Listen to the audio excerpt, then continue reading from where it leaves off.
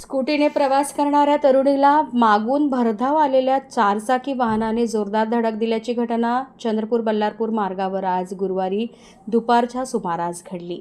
या अपघातात तरुणी गंभीर जखमी झाल्याची माहिती आहे. धडक एवढी जोरदार होती की चारचाकी वाहनाचे समोरील भागाचे मोठ्या प्रमाणात नुकसान झाले. तसेच स्कूटीचेही नुकसान झाले असून ती रस्त्यालगत झाडाझुडपांमध्ये आढळून आली. अपघातानंतर घटनास्थळी नागरिकांची मोठी गर्दी झाली. जखमी तरुणीला तातडीने उपचारासाठी रुग्णालयात दाखल करण्यात आले आहे. तिची प्रकृती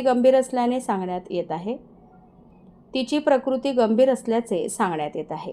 या अपघाताची माहिती मिळताच संबंधित यंत्रणांनी घटनास्थळी धाव घेतली असून अपघात नेमका कशामुळे झाला, वाहनाचा वेग किती होता आणि चालकाची चूक होती का, याबाबत पुढील तपास सुरू आहे. या घटनेमुळे बल्लारपूर-चंद्रपूर मार्गावरील वाहतूक सुरक्षिततेचा प्रश्न पुन्हा ऐरणीवर आला आहे.